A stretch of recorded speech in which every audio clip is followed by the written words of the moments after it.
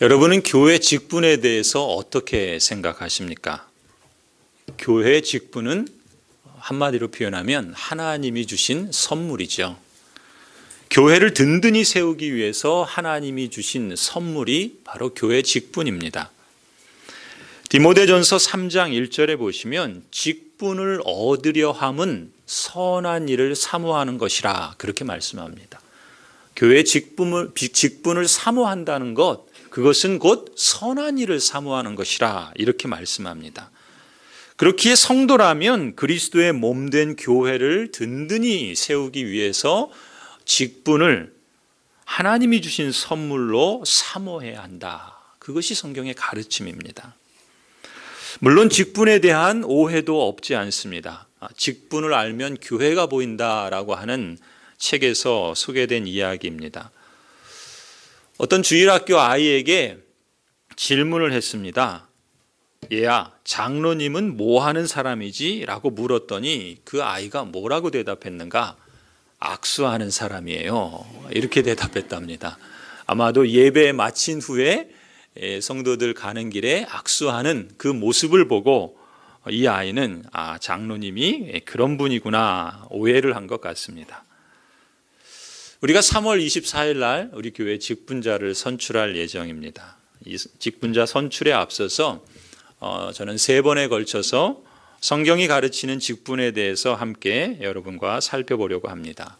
오늘은 그 첫 번째 시간으로 초대교회는 어떤 사람을 직분자로 선택했는가라는 것을 함께 살펴보고자 합니다. 우리 교회의 비전이 뭐죠? 우리 교회 비전은 하나님 나라를 증거하는 마을교회입니다. 그렇죠? 우리 교회 비전처럼 초대교회의 비전이 있는데 그것을 한마디로 표현하면 같습니다. 하나님 나라를 증거하는 일이죠. 사도행전 1장 8절에 이렇게 말씀합니다. 예루살렘과 온 유대와 사마리아와 땅끝까지 이르러 뭐가 되라고요? 내 증인이 되라. 하나님 나라를 증거하라 말씀하셨죠. 예수님께서 마지막 제자들에게 부탁하신 사명이요, 또 교회가 존재해야 할 귀중한 비전이라 말할 수 있습니다. 이 말씀처럼 우리 교회도 하나님 나라를 증거하는 마을교회라고 하는 그러한 표현과 또 그런 비전을 갖고 있죠. 그런데 오늘 본문 6장을 보시면 그 6장 바로 앞절에 5장, 사도행전 5장 42절에 이렇게 기록합니다. 그들이 날마다 성전에 있든지 집에 있든지 예수는 그리스도라고 가르치기와 전도하기를 그치지 아니하니라. 그들은 누굽니까? 초대교회 성도들이에요. 초대교회 성도들은 날마다, 시간적으로는 날마다, 그리고 장소적으로는 성전과 집에 모이기를 힘썼습니다. 모여서 무엇을 했는가? 예수께서 그리스도다라고 가르치고 전도하기에 그치지 아니했다. 성경은 그렇게 기록합니다. 초대교회의 비전은 하나님 나라를 증거하는 것이었고 그 하나님 나라를 증거하기 위해서 성도들은 성전에 모였고 집에 모였고 그래서 예수가 그리스도다라는 것을 가르치고 전도하는 것을 쉬지 않았다. 그치지 않았다. 그렇게 말씀합니다. 그리고 이어지는 말씀이 오늘 우리가 함께 읽은 6장 1절이에요. 6장 1절에 어떻게 이어집니까? 그때 제자가 더 많아졌다. 이렇게 말씀하죠. 하나님 나라를 증거하는 그 비전을 이루어 가기 위해서 함께 모이고 또 가르치고 전도했을 때 바로 그때 제자들의 수가 많아졌다라고 기록하고 있습니다. 그때가 언젠가? 함께 모이고 가르치고 전도할 때라고 말할 수 있겠죠. 이렇게 초대교회가 성장하면서 아울러 교회는 여러 가지 사역을 함께 진행했습니다. 하나님 나라를 증거하는 사역들을 진행했던 것이죠. 그런데 이 사역이 진행되면서 또 반면에 교회에 여러 가지 갈등과 문제도 생기게 되었습니다.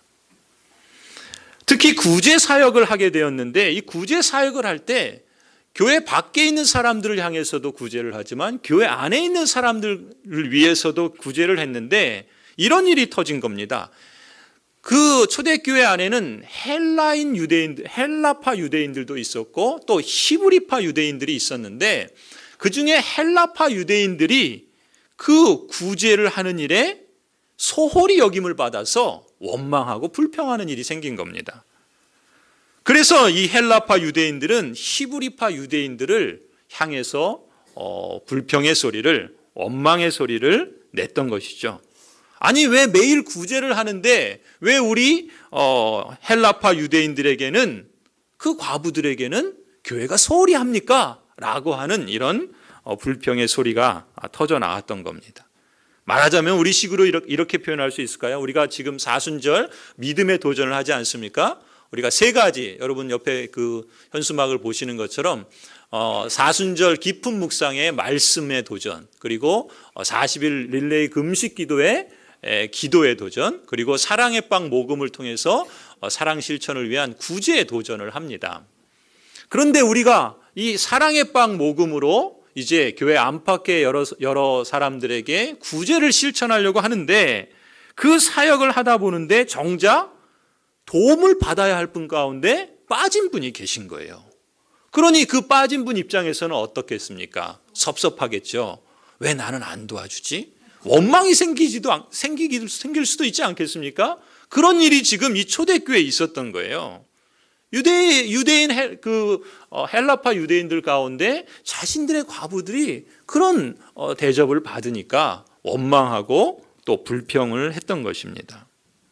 실제로 여러 그 사역들을 진행하면서 이 초대교회 사도들은 많은 사역들을 감당합니다. 말씀을 가르쳐야 되고 또 성례를 집행해야 되고 또 기도해야 되고 또 전도해야 되고, 그뿐만 아니라 이제 구제하는 사역까지 생겨서 구제하는 일도 감당을 했습니다.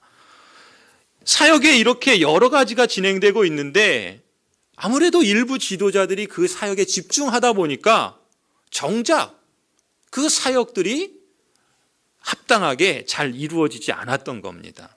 너무 많은 사역이 사도들에게 집중되다 보니까 말씀과 기도 사역에도 전념하기 어렵고 또 구제 사역에도 받아야 될 사람들에게 골고루 진행하는데 여러 가지 어려움이 생겼던 겁니다. 그래서 2절에 보니까 이 일 때문에 이제 사도들이 그 제자들을, 모든 성도들을 불러 모았습니다. 그리고 제안을 하는 겁니다. 우리가 하나님의 말씀을 전하는 일을 제쳐놓고 음식 베푸는 구제 일만 힘쓰는 것은 이것은 합당하지 않습니다. 말씀을 전하는 일, 구제하는 일 모두가 다 하나님 나라를 증거하는 교회의 중요한 사역이죠. 그런데 그 사역이 일부 사람들에게 집중되다 보니까 정작 그 사역을 하는 본질을 놓쳐버리게 된 거예요.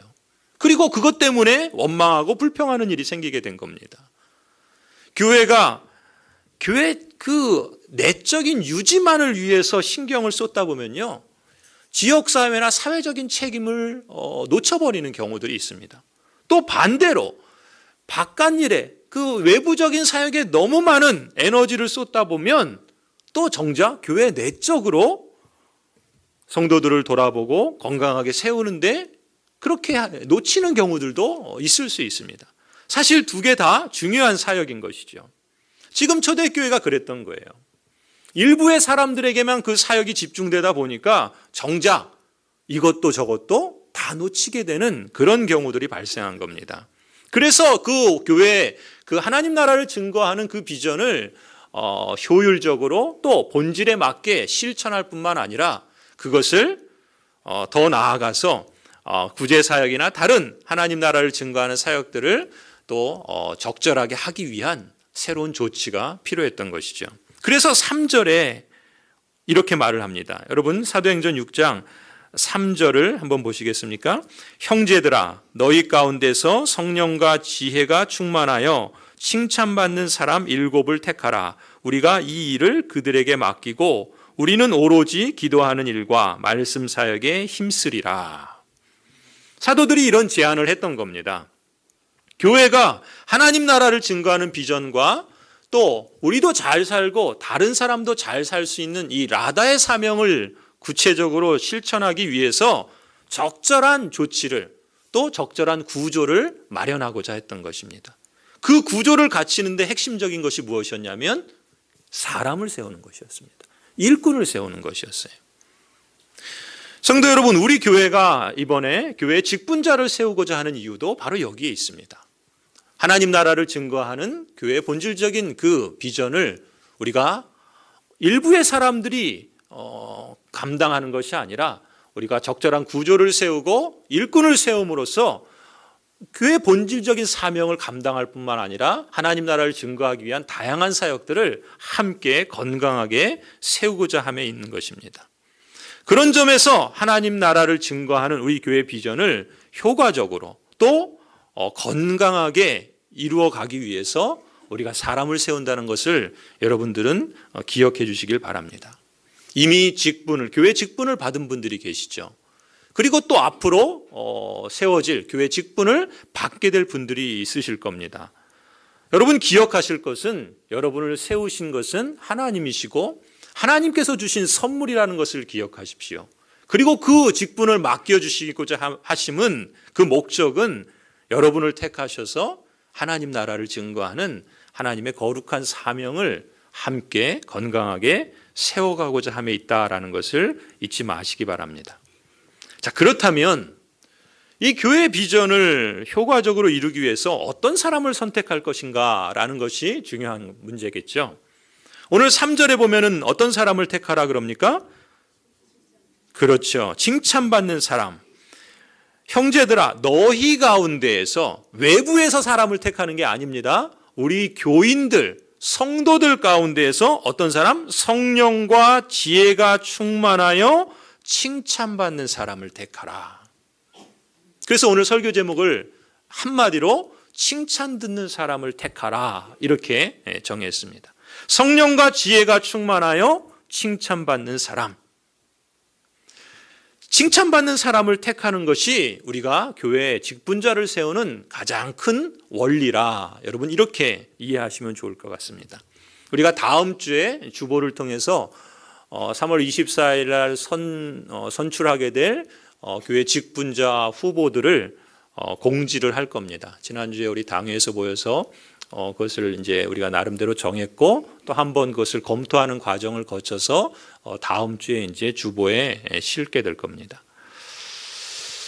여러분 그 후보들을 보실 때 여러분 자신이 그 후보가 되실 수도 있고 또 다른 분을 이제 여러분들이 또 선출하게 될 겁니다. 자, 그렇다면 어떤 사람을 선택해야 하는가? 어떤 사람이요? 칭찬받는 사람을 택하십시오. 그것이 일반적인 원리입니다. 그리고 중요한 원리라고 볼 수 있습니다. 그럼 여러분 어떤 사람을 칭찬받는 사람이라 부를 수 있을까? 오늘 본문에 보면 성령과 지혜가 충만하여 칭찬받는 사람이라 이런 말씀을 곁들이고 있죠. 그럼 또 이렇게 질문할 수도 있어요. 어떤 사람이 성령 충만한 사람인가? 어떤 사람이 지혜가 충만한 사람인가? 여러분이 만일 그 직분자 후보라면 그렇다면 나는 과연 성령 충만한가? 나는 과연 지혜가 충만한 사람인가? 나는 칭찬 듣는 사람인가? 라는 것을 물을 수 있겠죠. 그런데 한번 여러분 생각해 보십시다. 거기에 여러 사람의 후보들이 이제 거론될 것이고 또 그들이 여러분 가운데 있는데 그 후보 중에 어느 누가 성령이 충만하고 지혜가 충만하고 칭찬받는 이 모든 조건을 100% 충분히 갖고 있다고 자부할 수 있겠습니까? 나는 그랬습니다 라고 할 수 있는 분은 아멘 해야 되겠죠? 근데 아마 여러분 이런 말씀을 들으면 어떤 생각이 드세요? 여러분 자신이 그 후보라고 했을 때 성령이 충만하고 지혜가 충만하고 칭찬받는 사람을 뽑으라 그러는데 과연 내가 그런 사람인가? 하나님께서 저를 직분자로 세우셨어요. 교회 직분자는 성경에 보면은 목사, 교사, 장로, 집사 이 네 가지입니다. 성경에 보면 이 교사는 우리 주일학교 교사를 말하는 건 아니고요. 사실은 목사 가운데 또 목사를 가르치는 교사 보통 이렇게 말을 합니다. 우리 신학교 교수님들 같은 분이라고도 볼 수가 있을 것 같아요. 어쨌든 크게 보면 목사와 장로와 집사 이렇게 세 가지 직분이 성경에서 말하는 교회에 항상 있어야 될, 그래서 항존직입니다. 여러분 오해하시는데 항존직, 내가 한번 안수 집사가 되면 평생 안수 집사야? 그래서 항존직이 아니에요. 내가 한번 권사면 평생 권사야? 그래서 항존직이 아닙니다. 항존직이라는 것은 교회가 하나님 나라를 증거하기 위해서 항상 있어야 되는 직분이 있는데 그 직분이 목사와 교사와 장로와 집사라는 겁니다. 사실 성경에 권사는 없어요. 이제 앞으로 말씀을 드리겠지만, 그러나 한국 교회에서는 여자 지도자들 가운데 권사를 세운 거죠. 아무튼 여러분이 그 후보라고 생각해 보십시오. 아니 이미 직분을 받으신 분들도 생각해 보세요. 스스로 생각할 때 나는 과연 그런 충분한 성령이 충만하고 지혜가 충만하고 칭찬받는 사람인가? 그래서 뽑혔는가? 아니 내가 그 후보자인데 나는 과연 그렇게 뽑힐 만큼 그렇게 충분한 자격이 있는가? 제 자신도 제가 목사로서의 교회 직임을 받았지만 제가 100% 성령이 충만하고 100% 지혜가 충만하고 100% 칭찬받는 사람이어서 하나님께서 저를 목사로 세우셨는가? 물론 그런 부분이 조금 있지만 안 그런 부분이 솔직히 더 많이 있습니다. 양심적으로. 그렇다면 우리가 어떤 기준에서 이 말씀을 이해해야 할 것인가? 그냥 의례 그러려니 상투적으로 하는 표현이지 이렇게 받아야 될 것인가? 오히려 우리는 이 말씀을 조금 더 현실적으로 적용해 보면 좋을 것 같습니다. 성도 여러분, 성령 충만한 사람을 어떻게 판별하는가? 성령 충만하다는 것을 성경에서는 구체적으로 말씀하고 있죠. 성령 충만한 사람은 성령의 열매를 맺는 사람입니다. 그렇지 않습니까? 이미 제가 에베소서를 강의하면서 성령 충만의 4가지 현상에 대해서 말씀을 드려서 그 부분은 여러분 필요하다면 홈페이지를 참고해 보시길 바라고요. 또 기회가 되면 또 한번 설교할 때가 있을지 모르겠습니다. 아무튼 오늘 여기서는 그 부분을 얘기하지 않고 성령 충만한 사람을 우리는 단순하게 직접적으로 성령의 열매를 맺는 사람이다 이렇게 한번 말씀해 보십시다. 그러면 갈라디아서 5장에서 말하는 성령의 열매가 뭐죠? 사랑이 있죠. 희락, 기쁨이 있죠. 또 화평이 있습니다. 평강, 화평. 그 다음에 오래 참는 인내. 그 다음에 자비, 양선, 또 충성, 온유, 절제. 이런 9가지를 성령의 열매로 제시하고 있습니다. 물론 이 9가지만 성령의 열매만은 아니에요. 갈라디아서에서 이 9가지를 말하고 있는데 여러분 이 9가지 열매를 가만히 한번 상상해 보세요. 사랑, 기쁨, 화평, 오래 참음, 자비, 양선, 충성, 온유, 절제. 이 9가지 내용들을 가만히 보시면 여기에 능력과 관련되어 있는 것이 몇 개나 될까요?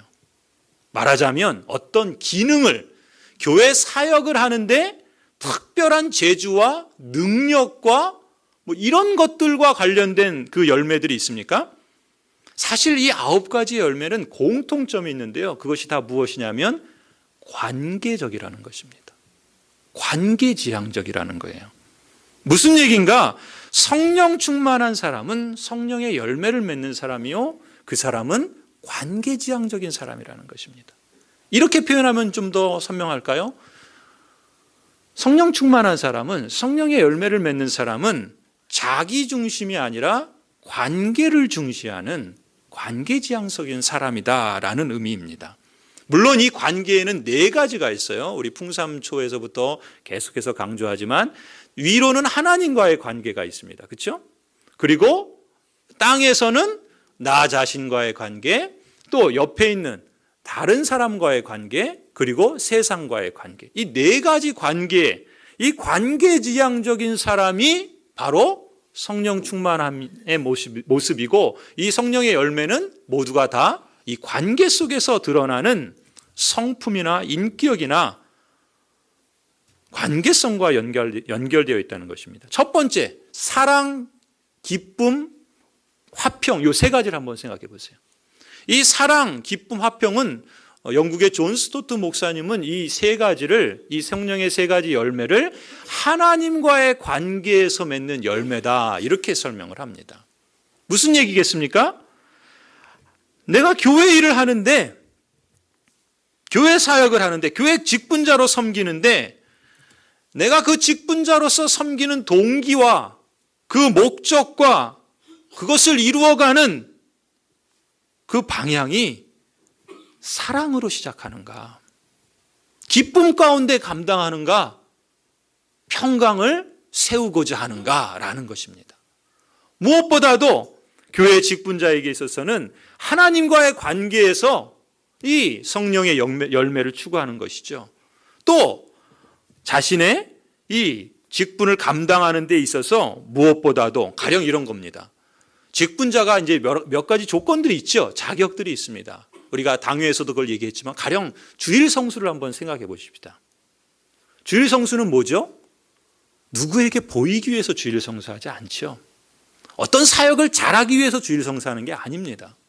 하나님과의 관계에서 내가 하나님을 사랑하고 그 하나님의 사랑에 감사해서 하나님께 기쁨으로 나아가는 것이고, 또 하나님과의 평강한 관계를 누리기 위해서 예배를 드리고 주일 성수하는 거죠. 하나님과의 관계성, 그것이 성령 충만한 모습이라는 겁니다. 여러분 6장에서 가령 오늘 본문에 보시면 제자들이 구제의 일을 합니다. 그렇죠? 그 구제의 일을 어떻게 했을까요? 하나님을 사랑하는 마음으로 했겠죠. 그리고 다른 사람들과의 관계에서 사랑으로 그 구제의 일을 시작했을 겁니다. 그런데 사역을 하다 보니까 어떻게 돼요? 기쁨이 아니라 원망이 거기에 나오고 불평이 생긴다는 겁니다. 화평이 아니라 관계가 깨어지는 불평이 터지는 거예요.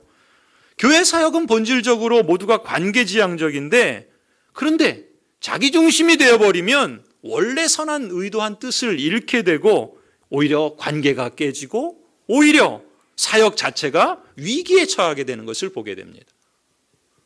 그래서 교회 직분자를 뽑을 때 관계지향적인 것이 중요한 것이죠.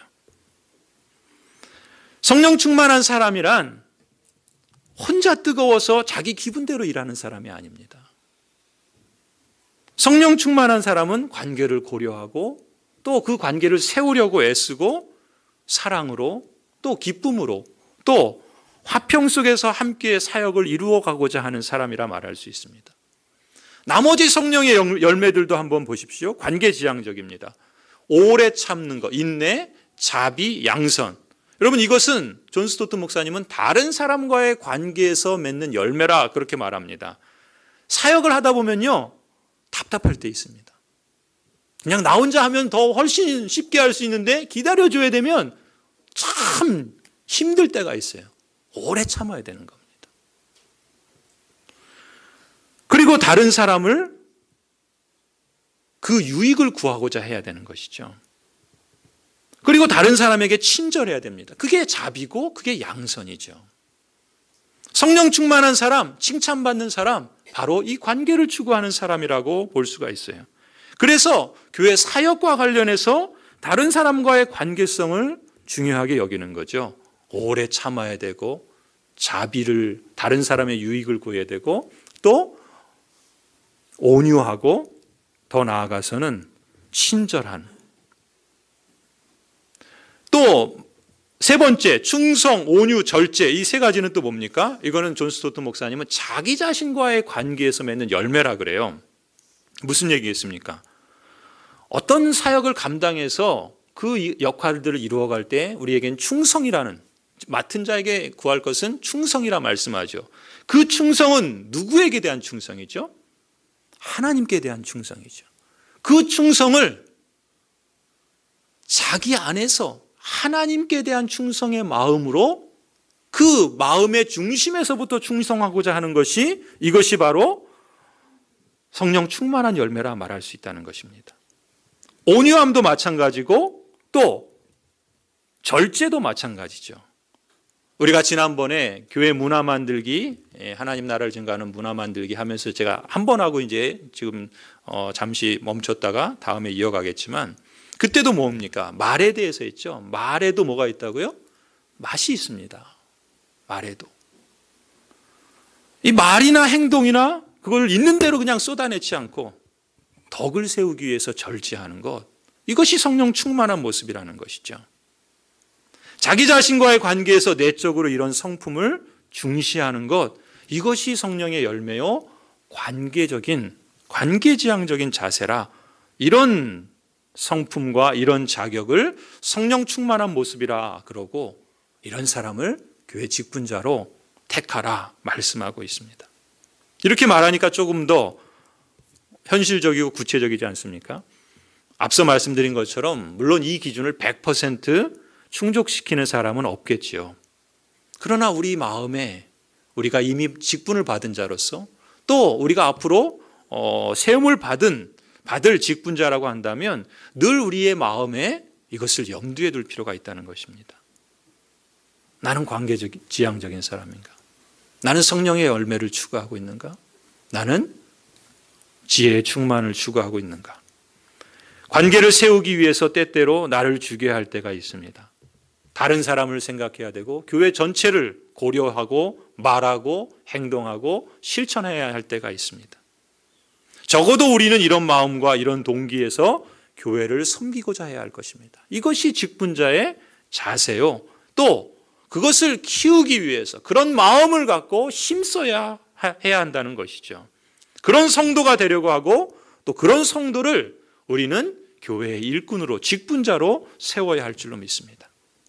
성도 여러분, 디모데전서 3장을 한번 보실까요? 신약성경 338쪽입니다. 디모데전서 3장 이 부분은요, 이 교회를 섬기는 직분자가 앞서 말씀드린 것처럼 어떤 사역을 잘하는 기능적인 능력에 있어서보다도 훨씬 더 관계적이고 성품적인 인격, 그런 영성이 중요하다라는 것을 교회 직분자의 자격으로 열거하고 있습니다. 여러분 3장 1절을 한번 보실까요?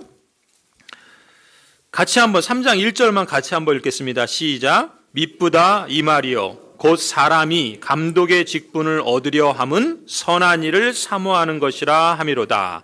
이 감독이라고 하는 것은 장로를 말합니다. 그리고 이제 8절에 보면은 집사라는 직분에 대해서도 말해요. 그러니까 1절에 뭐라 그래요? 그 직분을 얻으려 하는 것은 뭐라고요? 선한 일을 사모하는 것이다. 교회 직분은 하나님이 주신 선물이기 때문에 그걸 사모하는 것이 마땅한 겁니다. 아이, 난 직분 필요 없어. 뭐 그냥 잘 섬기면 되지. 물론 그 마음도 필요하지만 하나님께서 주신 선물을 통해서 그걸 사모하고 교회를 든든히 세워가자 하는 이런 선한 마음을 갖는 것이 필요하다는 것이죠. 그러면서 2절부터 그 7절까지 쭉 보시면 감독의 직분, 곧 장로의 직분, 그 다음 8절에서는 집사의 직분에 대한 그 자격들을 말씀하고 있습니다. 제가 한번 읽어보겠습니다. 여러분 한번 눈으로 따라서 보시면서 한번 그 내용들을 한번 보시기 바랍니다. 2절부터 그러므로 감독은 책망할 것이 없으며 한 아내의 남편이 되며 절제하며 신중하며 단정하며 나그네를 대접하며 가르치기를 잘하며 술을 즐기지 아니하며 구타하지 아니하며 오직 관용하며 다투지 아니하며 돈을 사랑하지 아니하며 자기 집을 잘 다스려 자녀들로 모든 공손함으로 복종하게 하는 자라야 할지며 사람이 자기 집을 다스릴 줄 알지 못하면 어찌 하나님의 교회를 돌보리요? 새로 입교한 자도 말지니 교만하여져서 마귀를 정죄하는 그 정죄에 빠질까 하며 또한 외인에게서도 선한 증거를 얻은 자라야 할지니 비방과 마귀의 올무에 빠질까 염려하라. 지금 직분자의 자격을 여러 가지를 열거하고 있죠. 거기 여러 가지를 말하는데 그 내용들을 가만히 보시면 자기중심적인 것이 아니라, 아니 기능적인 것이 아니라 관계지향적인 것이라는 것을 주목할 수가 있어요. 이렇게 좀 묶어볼까요? 하나의 묶음은 가령 절제하고 근신하고 또 단정하고 뭐 이런 표현들 있죠. 신중하고 이런 것들은 그 직분자의 인격에 대한 성품과 관련된 내용들 아니겠습니까? 또 두 번째는요. 두 번째 묶음은 뭐냐면은 거기서 뭐라 그럽니까? 가정적으로 그 가정을 신앙으로 세워갈 수 있어야 된다는 거예요. 자녀를 바르게 양육하게 하고 신앙생활을 하게 하고 가족에게 존경을 받고 뭐라 그러니까 한 아내의 남편이고 또 자기 집을 잘 다스리는 그러한 사람으로 하라. 그렇게 말하죠. 또 가정만이 아니죠. 인격, 가정, 그다음에 사회적으로 외인에 대해서도 책망할 것이 없고 선한 증거를 받은 자라야 한다. 칭찬을 받는 사람이어야 한다. 이런 얘기들을 하지 않습니까? 이런 것들이 다 어떤 그 사람의 기능, 그 사람이 갖고 있는 능력, 이거보다는 그 사람의 성품과 그 사람의 영성, 그 사람의 관계성, 이것을 직분자의 자질로 그렇게 말씀하고 있다는 것이죠. 왜 그럴까요? 왜 교회의 직분은 사회에서는 어떻습니까? 보통 우리가 교회의 직분을 오해하는 것 가운데 서리 집사가 안수 집사가 되면 승진, 안수 집사에서 장로가 되면 또 승진, 간혹가다 장로님이 목사가 되면 완전 승진. 이렇게 오해하시는 분이 있습니다. 전혀 성경은 그렇게 가르치지 않습니다. 성경은 모든 직분이 그 직임에 따라서 역할이 있고 또 평등하다라고 말씀하지, 이게 회사처럼 이게 승진하는 개념으로 직분을 말하고 있지 않아요. 그런데 그런 면에서 지금 이 직분을 말할 때 왜 관계와 성품과 영성을 중요시 여기는가? 여러분, 감독, 말하자면 장로의 역할은 무엇입니까? 장로의 주된 역할은요, 성도를 돌보는 겁니다. 성도를 신방하고 권면하는 일을 맡는 게 장로의 가장 큰 역할입니다.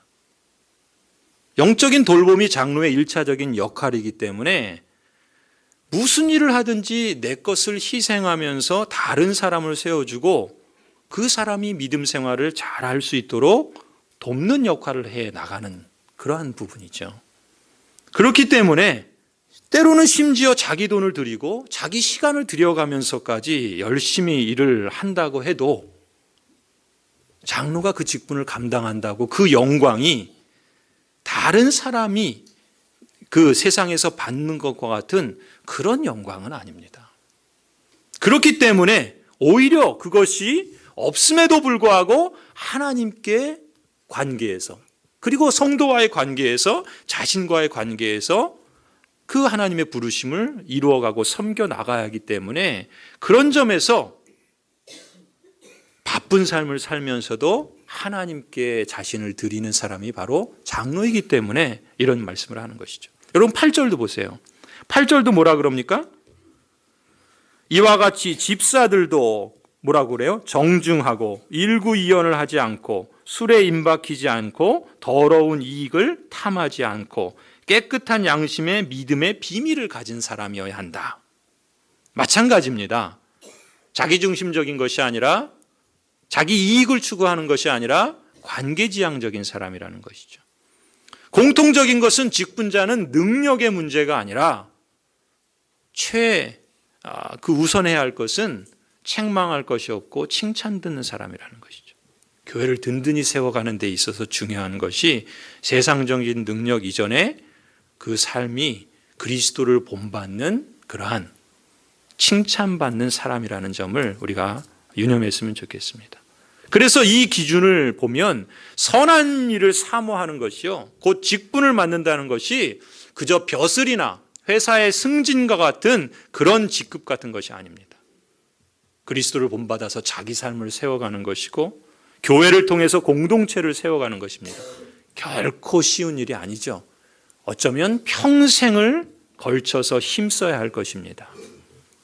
성도 여러분, 우리가 사순절을 맞이해서 금식도 하고 또 새벽에 기도하면서 그리스도를 따라가고자 그렇게 힘쓰고 있죠.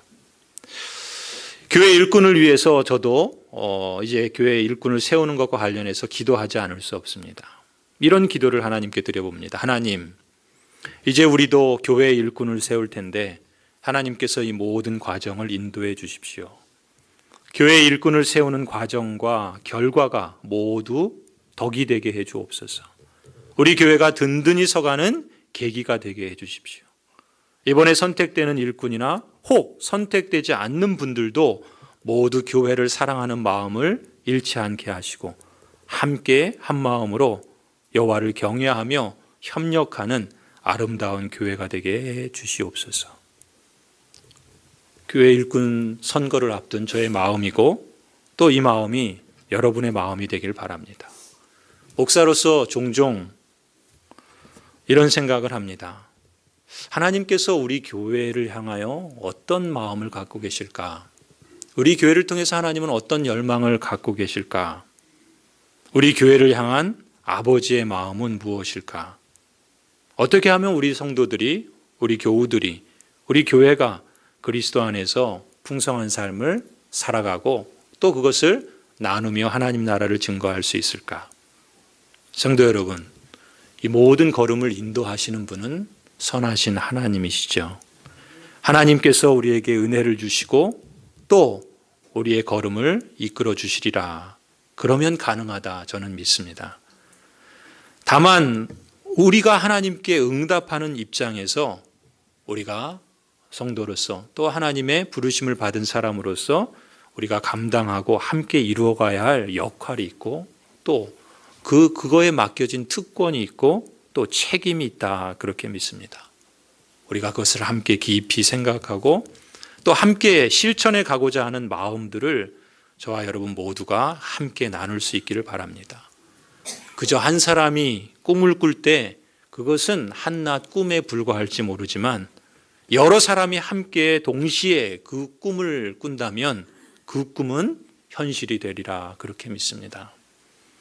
여러분 모두가 이런 마음을 갖고 여호와를 경외하는 한 길을 함께 걸어가십시다. 특히 누구보다 우리 교회에 이미 직분자로 임직을 받은 분들, 더 나아가서 앞으로 임직자로, 직분자로 선출된 분들, 우리가 다 앞서 솔선해서 주님의 몸된 교회를 섬기고 하나님 나라를 증거하는 그런 거룩하고 영광스러운 선하심을 사모하는 그러한 교회가 되기를 간절히 소원합니다.